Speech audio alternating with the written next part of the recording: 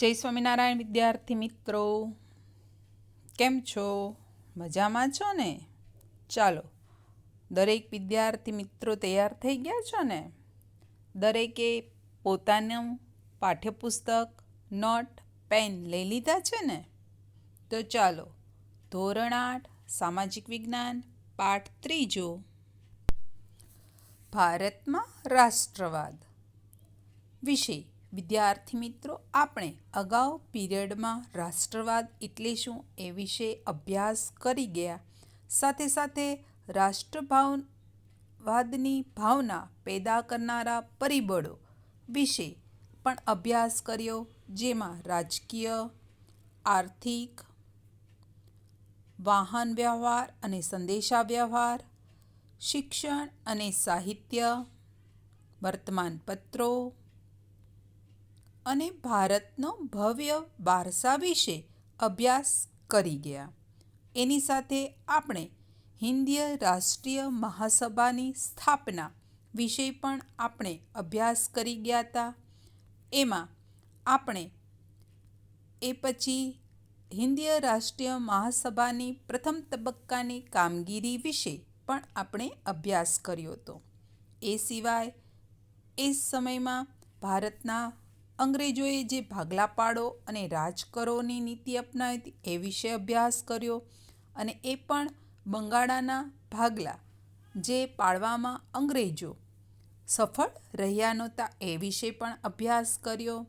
અને સાથે સાથે બંગભંગનું આંદોલન અને સ્વદેશી આંદોલન, અને સ્વદેશી આંદોલનમાં રાષ્ટ્રીય શિક્ષણ વિશે વિદ્યાર્થી મિત્રો આપણે અભ્યાસ કરી ગયા છે.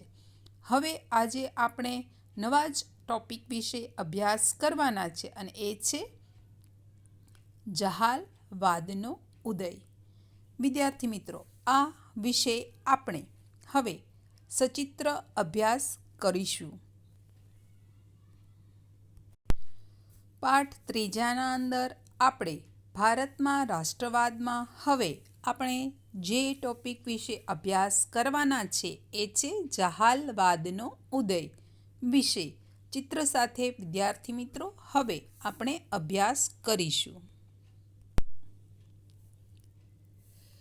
દાદાભાઈ નવરોજી, સુરેન્દ્રનાથ બેનર્જી, ગોપાલકૃષ્ણ ગોખલે અને ફિરોઝશાહ મહેતા વગેરે નેતાઓ બંધારણીય માર્ગે રાજકીય હકો મેળવવા પ્રયત્ન કરતા હતા. તેમજ તેઓએ તેમના સમય પ્રમાણે મવાળ એટલે કે નરમ વલણ અપનાવ્યું હોવાથી તેઓને મવાળવાદી નેતા તરીકે ઓળખવામાં આવતા હતા. મવાળવાદી નેતાઓએ હિંદના સુશિક્ષિત મધ્યવર્ગને સંગઠિત કરી મજબૂત રાષ્ટ્રીય ચેતના માટેની પૂર્વ ભૂમિકા તૈયાર કરી. તેમણે સ્વશાસન, સમાનતા, લોકશાહી અને સ્વતંત્રતાના વિચારોનું ભારતીય પ્રજામાં બીજારોપણ કરવાનું કાર્ય કર્યું. તેમની કામગીરીને પરિણામ સ્વરૂપ જાગૃત થયેલો હિંદનો યુવા વર્ગ ઉત્સાહી, આક્રમક અને આત્મવિશ્વાસથી સભર હતો. તેમણે હવે મવાળ નીતિને બદલે આક્રમક નીતિ અખ્તિયાર કરવાની જરૂરિયાત લાગી. વિદ્યાર્થી મિત્રો, આપણે મવાળવાદી નેતાઓ વિશે પરિચય મેળવ્યો કે તેઓ નરમ વલણ ધરાવતા હતા. હવે આપણે જેઓ એવા નેતાઓ વિશે અભ્યાસ કરીશું કે જેઓ ઉગ્ર સ્વભાવવાળા હતા, અને એને કારણે એ લોકો જહાલવાદી કહેવાયા છે. તો આ નેતાઓ કોણ કોણ હતા તો એ વિશે વિદ્યાર્થી મિત્રો જોઈએ તો મવાળવાદી નેતાઓના મતની વિરુદ્ધ લાલ, બાલ અને પાલની ત્રિપુટીથી ઓળખાતા, એટલે કે જોઈએ તો જો વિદ્યાર્થી મિત્રો આ ત્રણ નેતાઓ છે જે જહાલવાદી નેતા તરીકે ઓળખાય છે. લાલ, બાલ, પાલ એની ત્રિપુટી તરીકે ઓળખાય છે. તમે વિદ્યાર્થી મિત્રો અહીં ચાર્ટમાં પણ જોઈ શકો છો. વિદ્યાર્થી મિત્રો, તમને એમ થશે કે લાલ, બાલ, પાલ એટલે કોણ? તો હવે વિદ્યાર્થી મિત્રો એ જોઈએ. લાલ એટલે લાલા લજપતરાય, બાલ એટલે બાળ ગંગાધર તિલક અને પાલ એટલે બિપિનચંદ્ર પાલ. આ ત્રણ નેતાઓ એ જહાલવાદી નેતા તરીકે ઓળખાય છે. જેઓ સ્વરાજને ઇનામ તરીકે નહીં પણ હકથી મેળવવા માંગતા હતા. તેઓ સક્રિય આંદોલનમાં માનનારા ઉગ્ર વલણના હોવાથી તેઓને જહાલવાદી નેતાઓ કહેવામાં આવે છે. હવે વિદ્યાર્થી મિત્રો, આપણે લાલ, બાલ, પાલ આ ત્રણ નેતાઓનો સપરિચય મેળવીએ ચિત્ર સાથે. એમાં પહેલાં જોઈએ તો લોકમાન્ય તિલક, જેમનો સમયકાળ છે 1856થી 1920 સુધીનો. હવે વિદ્યાર્થી મિત્રો, આપણે એમના વિશે જોઈએ તો લોકમાન્ય તિલક તરીકે પ્રસિદ્ધ થયેલા બાળ ગંગાધર તિલક જહાલવાદના મુખ્ય નેતા હતા. તેમણે એક મંત્ર આપ્યો હતો અને એ મંત્ર છે, સ્વરાજ મારો જન્મસિદ્ધ અધિકાર છે અને હું તે મેળવીને જ જંપીશ. આવું આ મંત્ર આપનાર હતા લોકમાન્ય તિલક. તેમણે ગણેશ ચતુર્થી અને શિવાજી જયંતિ જેવા ઉત્સવો ઉજવવાનું શરૂઆત કરી. તેમજ મરાઠી ભાષામાં કેસરી અને અંગ્રેજી ભાષામાં મરાઠા નામના 2 વર્તમાન પત્રો પણ શરૂ કર્યા. ઈસવીસન 1916માં હોમરૂલ ચળવળમાં તેમણે સક્રિય ભૂમિકા ભજવી હતી. હવે વિદ્યાર્થી મિત્રો, આપણે બીજા નેતા વિશે એટલે કે લાલા લજપતરાય વિશે અભ્યાસ કરીએ તો તેમનો સમયકાળ છે 1856થી 1928 સુધીનો. લાલા લજપતરાય શેર એ પંજાબ તરીકે જાણીતા બન્યા હતા. તેમણે ધી પંજાબી અને ધી પ્યુપિલ જેવા વર્તમાન પત્રો શરૂ કર્યા હતા. ઈસવીસન 1928માં તેમણે સાયમન કમિશનનો વિરોધ કર્યો હતો. પોલીસની લાઠીઓના પ્રહાર થયો ત્યારે તેમણે કહ્યું હતું કે મારા ઉપર કરેલા લાઠીના એક એક પ્રહાર બ્રિટિશ સામ્રાજ્યના કફનની ખાઈ બની રહેશે. લાઠીના પ્રહારથી તે ઘવાયા અને તેમને દવાખાનામાં દાખલ કરવા પડ્યા. આમ અંગ્રેજોના લાઠી પ્રહારથી તેમનું અવસાન થયું. હવે વિદ્યાર્થી મિત્રો, આપણે જહાલવાદના ત્રીજા નેતા એટલે કે બિપિનચંદ્ર પાલ વિશે અભ્યાસ કરીશું, જેમનો સમય કાળ હતો 1858થી 1932 સુધીનો.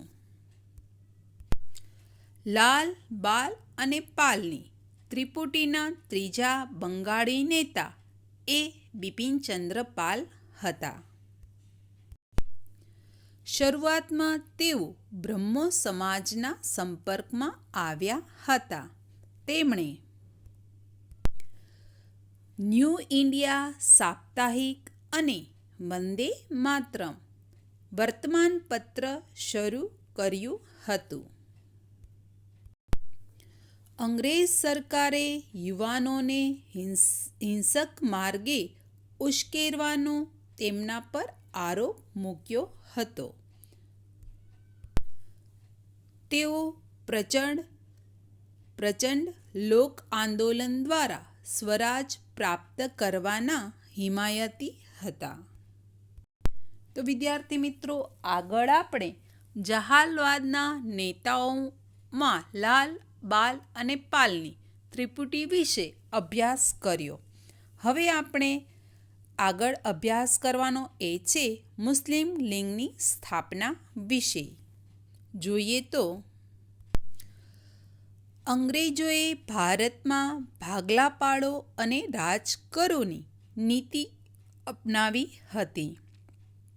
ભારતમાં ઉગ્ર રાષ્ટ્રવાદ ઝડપથી ફેલાતો હતો. ત્યારે અંગ્રેજોએ રાષ્ટ્રીય ચેતનાને તોડવાનો પ્રયત્ન કર્યો. ભારતમાં મુસ્લિમોના એક જૂથને સમજાવવામાં અંગ્રેજો સફળ રહ્યા. પરિણામે ઈસવીસન 1906માં ઢાકામાં મુસ્લિમ લીગની સ્થાપના થઈ. આ સંસ્થાની સ્થાપનામાં મુસ્લિમોના ધાર્મિક વડા આગા ખાન, ઢાકાના નવાબ સલીમુલ્લાહ ખાં, વાઇસરોય મિન્ટો અને તેમના ખાનગી મંત્રી ડનલોપ સ્મિથે મહત્વની ભૂમિકા ભજવી હતી. અહીં વિદ્યાર્થી મિત્રો તમે આગા ખાન, સલીમુલ્લાહ ખાં, વાઇસરોય મિન્ટો અને ડનલોપ સ્મિથનું ચિત્ર જોઈ શકો છો. હવે વિદ્યાર્થી મિત્રો આપણે હોમ રૂલ આંદોલન વિશે અભ્યાસ કરીએ તો એનો સમય છે 1916થી. હવે હોમ રૂલ ચળવળ અથવા હોમ રૂલ આંદોલન વિશે જોઈએ તો એપ્રિલ 1916માં બાળ ગંગાધર તિલકે પૂનામાં ઇન્ડિયન હોમ રૂલ લીગની સ્થાપના કરી અને જાહેર કર્યું કે સ્વરાજ મારો જન્મસિદ્ધ હક છે અને તે હું મેળવીને જ જંપીશ. અને તેમના કેસરી અને મરાઠા અખબારોમાં લેખો પણ લખ્યા, ભાષણો આપ્યા અને લોકમત મેળવ્યો. આ સમય દરમિયાન તિલકને લોકમાન્ય તરીકે બિરદાવવામાં પણ આવ્યા હતા. એની બેસન્ટે મદ્રાસમાં સપ્ટેમ્બર 1916માં હોમ રૂલ લીગની સ્થાપના કરી. આ બંને સંસ્થાઓનો હેતુ બંધારણીય માર્ગે હોમ રૂલ એટલે કે ગૃહ સ્વરાજ મેળવવાનો હતો. એની બેસન્ટે તેમના સાપ્તાહિક ધી કોમન વીલ અને દૈનિક ન્યૂ ઇન્ડિયામાં લેખો પણ લખ્યા. એની બેસન્ટે બ્રિટિશ સરકારને હિંદને જવાબદાર રાજતંત્ર અને ગૃહ સ્વરાજ્ય વહેલી તકે આપવાનો અનુરોધ પણ કર્યો. કોંગ્રેસ અને મુસ્લિમ લીગે હોમ રૂલ આંદોલનને ટેકો આપ્યો. અંગ્રેજ સરકારે એની બેસન્ટની ચળવળથી ચોંકી ઉઠી. મદ્રાસ સરકારે એની બેસન્ટની ધરપકડ કરી. તેમને ઉટા કામંડમાં નજરકેદ રાખવામાં આવ્યા. જો વિદ્યાર્થી મિત્રો અહીં તમે જોઈ શકો છો કે અંગ્રેજોએ એની બેસન્ટની આ ચળવળથી આશ્ચર્યચકિત થઈ ગઈ અને અંગ્રેજોએ એની બેસન્ટની ધરપકડ કરી અને ઉટા કામંડના ત્યાં નજરકેદમાં તેમને રાખ્યા. એ તમે ચિત્રમાં જોઈ શકો છો. એની બેસન્ટને મુક્ત કરાવવા દેશમાં સભાઓ અને સરઘસો દ્વારા ઠેર ઠેર વિરોધ વ્યક્ત કરવામાં આવ્યો. છેવટે અંગ્રેજ સરકારને તેમને છોડી દેવાની ફરજ પડી. એની બેસેન્ટે ડિસેમ્બર 1917માં કોલકાતા મુકામે ભરાયેલા કોંગ્રેસના અધિવેશનમાં સૌપ્રથમ મહિલા પ્રમુખ તરીકે પસંદ કરવામાં આવ્યા હતા. હવે વિદ્યાર્થી મિત્રો, આપણે લખનૌ કરાર જે 1916માં થયેલો છે, હવે એના વિશે અભ્યાસ કરીએ તો ઈસવીસન 1915માં કોંગ્રેસ અને મુસ્લિમ લીગે એક સાથે મુંબઈમાં અધિવેશન ભર્યું. એક વર્ષ પછી કોંગ્રેસ અને મુસ્લિમ લીગે તેમના વાર્ષિક અધિવેશન એક સાથે લખનૌમાં રાખ્યા. લખનૌમાં મળેલા કોંગ્રેસના અધિવેશનમાં લોકમાન્ય તિલકે હાજરી પણ આપી હતી.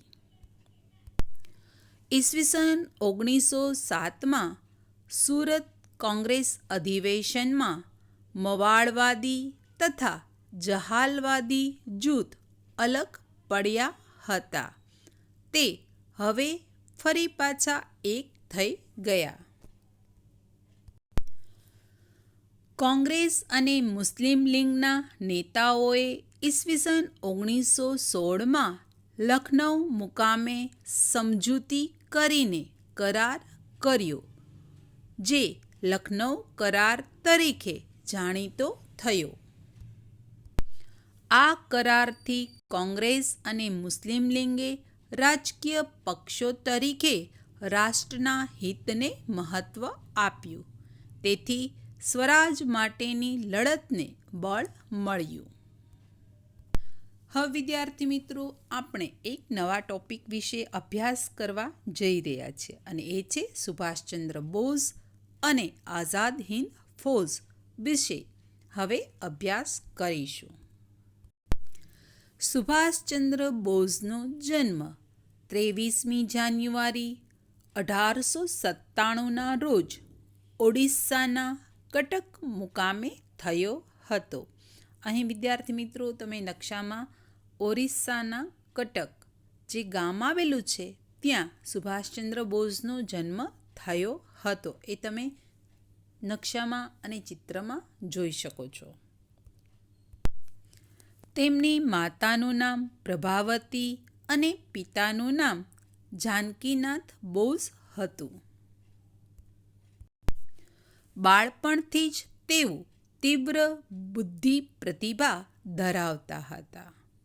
ઈસવીસન 1920માં લંડનમાં ICSની પરીક્ષામાં ચોથા નંબરે તેમણે આ પરીક્ષા પાસ કરી હતી. ભારતમાં આવ્યા પછી હિન્દીય રાષ્ટ્રીય મહાસભામાં તેઓ જોડાયા. દેશની સ્વાતંત્ર્ય ચળવળમાં ભાગ લીધો. 11 વખત રાજકીય કેદી તરીકે તેઓ પકડાયા પણ હતા. જો વિદ્યાર્થી મિત્રો, અહીં સુભાષચંદ્ર બોઝ જે 11 વખત રાજકીય કેદી તરીકે પકડાયા હતા એનું તમે ચિત્ર જોઈ શકો છો. ત્યારબાદ ઈસવીસન 1938માં હરિપુરા કોંગ્રેસ અધિવેશનમાં સુભાષચંદ્ર બોઝ કોંગ્રેસના પ્રમુખ બન્યા. ત્યારબાદ ઈસવીસન 1939માં ત્રિપુરામાં મળેલ કોંગ્રેસ અધિવેશનમાં બીજી વાર પ્રમુખ બન્યા. પણ કેટલાક મતભેદોને કારણે તેમને પ્રમુખ પદેથી રાજીનામું આપવું પડ્યું હતું. મે 1939માં સુભાષચંદ્ર બોઝે ફોરવર્ડ બ્લોક નામના નવા રાજકીય પક્ષની રચના કરી. યુરોપમાં દ્વિતીય વિશ્વયુદ્ધ શરૂ થયું. ફોરવર્ડ બ્લોકે યુદ્ધ વિરોધી પ્રચાર શરૂ કર્યા. સુભાષચંદ્ર અને તેમના સાથીઓને અંગ્રેજ સરકારે જેલમાં પૂર્યા. ત્યાં સુભાષચંદ્ર બોઝે ઉપવાસ પર પણ ઉતર્યા હતા. પરંતુ તેમની તબિયત લથડતા અંગ્રેજ સરકારે તેમને જેલમાંથી મુક્ત કર્યા અને તેમના જ ઘરમાં તેમને નજરકેદ રાખવામાં આવ્યા. 17મી જાન્યુઆરી 1941ના રોજ મધ્યરાત્રિએ સુભાષચંદ્ર બોઝ અંગ્રેજ સરકારની નજરકેદમાંથી છટક્યા. તેમણે વેશ પરિવર્તન કરી પેશાવર, કાબુલ, મોસ્કો અને બર્લિન ગયા. તમે વિદ્યાર્થી મિત્રો પેશાવર, કાબુલ, મોસ્કો અને બર્લિનનો નકશો જોઈ શકો છો કે પોતે નજરકેદમાં રહી પોતાનો વેશ પરિવર્તન કરી અને અંગ્રેજોની નજરકેદમાંથી છૂટી આ દેશોમાં તેઓ ગયા. બર્લિન પહોંચી રેડિયો પરથી પ્રવચન આપતા અંગ્રેજ સરકાર ચોંકી ઉઠી. ત્યાંથી તેઓ સુમાત્રા થઈ જાપાન પણ ગયા. જો વિદ્યાર્થી મિત્રો એમને વેશ પરિવર્તન કરી પેશાવર, કાબુલ, મોસ્કો અને બર્લિન ગયા હતા અને ત્યાંથી કહેવાય છે કે બર્લિનના રેડિયો ઉપરથી પોતાનું પ્રવચન આપ્યું ત્યારે અંગ્રેજ સરકારને પણ નવાઈ લાગી કે આ કેવી રીતે ત્યાંથી પોતાની નજરકેદમાંથી છટકી ગયા અને કેવી રીતે જાપાન પહોંચ્યા અને જાપાન સુમાત્રા થઈને ફરી પાછા જાપાન ગયા એ વિશે તમે અહીંયા જોઈ શકો છો. એટલે કે આપણે જોયું કે પેશાવર, કાબુલ, મોસ્કો અને બર્લિનથી રેડિયો પ્રવચન આપી તેઓ સુમાત્રા ગયા અને પછી જાપાન ગયા હતા. જર્મની તથા જાપાન અંગ્રેજોના દુશ્મન દેશો હતા. આ સંજોગોનો લાભ લઈ સુભાષચંદ્ર બોઝે જર્મનીના વડા હિટલર તથા જાપાનના વડાપ્રધાન ટોઝો સાથે વાતચીત ચલાવેલી અને જાપાન વધુ મદદરૂપ થઈ શકે તેમ છે તેમ વિચારી તેમણે એશિયાઈ દેશમાંથી લડત આપવાનો તેમણે નિર્ણય કર્યો હતો. હવે વિદ્યાર્થી મિત્રો કેવી રીતે સુભાષચંદ્ર બોઝ આઝાદ હિંદ ફૌજના સુકાની પદે કેવી રીતે આવ્યા એ વિશે હવે જોઈએ તો બ્રિટિશ લશ્કરના ભારતીય અમલદાર કેપ્ટન મોહન સિંગે જાપાનને શરણે ગયેલા ભારતીય સૈનિકોમાંથી આઝાદ હિંદ ફૌજની રચના કરી. પરંતુ જાપાન સરકાર તથા રાસ બિહારી બોઝ વચ્ચે મતભેદ થતાં મોહન સિંગે રાજીનામું આપવાની ફરજ પડી. આમ આઝાદ હિંદ ફૌજનું ભાવિ થોડા સમય માટે અનિશ્ચિત બની ગયું. રાસ બિહારી બોઝે સર્વસંમતિથી 4 જુલાઈ 1943ના રોજ આઝાદ હિંદ ફૌજના સર્વોચ્ચ નેતા તરીકે સુભાષચંદ્ર બોઝની વરણી કરી. જો વિદ્યાર્થી મિત્રો અહીં તમે ચિત્રમાં જોઈ શકો છો કે રાસ બિહારી બોઝે બધા લોકોની સર્વસંમતિ લઈ અને આઝાદ હિંદ ફૌજના સર્વોચ્ચ નેતા તરીકે સુભાષચંદ્ર બોઝની પસંદગી કરી હતી એ તમે જોઈ શકો છો. સર્વસત્તા તેમને સુપ્રત કરી જુલાઈ 1943માં સુભાષચંદ્ર બોઝે આઝાદ હિંદ ફૌજનું સુકાની પદ સંભાળ્યું હતું, જેમાં તેમણે નેતાજીનું હુલામણું નામ આપવામાં આવ્યું હતું. નેતાજીએ ફૌજને ચલો દિલ્હીનું સૂત્ર આપ્યું હતું તેમજ ભારતને જય હિંદનો મંત્ર પણ આપ્યો હતો. તેમણે દક્ષિણ પૂર્વ એશિયાના દેશોનો પ્રવાસ કરીને ત્યાંના ભારતીયો પાસે માતૃભૂમિની સ્વતંત્રતા માટે તેમનામાં સર્વસ્વનું બલિદાન આપવાની માંગણી પણ કરી હતી. જેમાં તેમણે તુમ મુझे खून दो मैं तुम्हें आज़ादी दूंगा ના સૂત્ર દ્વારા આઝાદી માટે આહવાન કર્યું હતું. હવે વિદ્યાર્થી મિત્રો, આપણે કામચલાઉ સરકાર વિશે અભ્યાસ કરીએ તો ઓક્ટોબર 1943માં સુભાષચંદ્ર બોઝે સિંગાપુરમાં કામચલાઉ સરકાર એટલે કે આરજી હુકુમતે આઝાદ હિંદની સ્થાપના કરી. ત્યાં સુભાષચંદ્ર બોઝે લશ્કરના સર્વોચ્ચ વડા તરીકે હોદ્દો સંભાળ્યો. કામચલાઉ સરકારે ઇંગ્લેન્ડ અને અમેરિકા સામે યુદ્ધ જાહેર કર્યું. હવે વિદ્યાર્થી મિત્રો, આપણે આઝાદ હિંદ ફૌજની કામગીરી વિશે અભ્યાસ કરીએ તો સુભાષચંદ્ર બોઝ આઝાદ હિંદની કામચલાઉ સરકારના વડા બન્યા પછી આઝાદ હિંદ ફૌજનું પુનઃ આયોજન કર્યું. તેમણે આઝાદ હિંદ ફૌજમાં 4 લશ્કરી ટુકડીઓ ઊભી કરેલી, જેના નામ તેમણે ગાંધી, સુભાષ, નહેરુ અને આઝાદ આપેલા હતા. આઝાદ હિંદ ફૌજે ભારતની પૂર્વ સરહદે આરા કાન અને ઇમ્ફાલ વિભાગમાં કેટલાક વિજયો પણ મેળવ્યા હતા. ત્યારબાદ પુરવઠાની ભયંકર તંગી અને ભારે વરસાદને કારણે ફૌજને પીછેહટ કરવી પડી.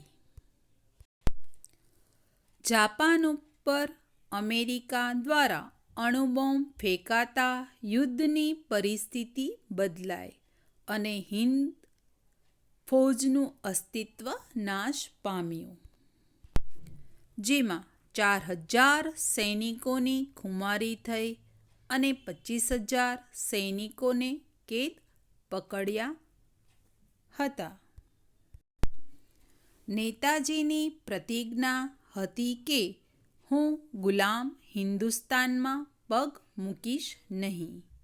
તેથી તેઓ રંગૂન અને બેંકોક છોડીને વિમાન માર્ગે આગળ વધ્યા. જો વિદ્યાર્થી મિત્રો, અહીં નેતાજીને જે પ્રતિજ્ઞા હતી કે હું ગુલામ હિન્દુસ્તાન એટલે કે ભારતમાં પગ મૂકીશ નહીં, એ તમે ચિત્રમાં જોઈ શકો છો. અને ત્યાંથી તેઓ રંગૂન અને બેંકોક છોડી વિમાન માર્ગે આગળ વધ્યા હતા. જાપાને કરેલી જાહેરાત મુજબ 18 ઓક્ટોબર 1945ના રોજ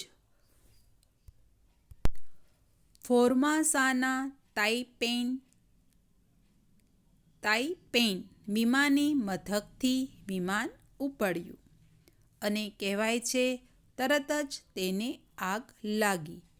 એમાં નેતાજી સખત દાઝ્યા અને તેમનું અવસાન પામ્યા એવું કહેવામાં આવે છે.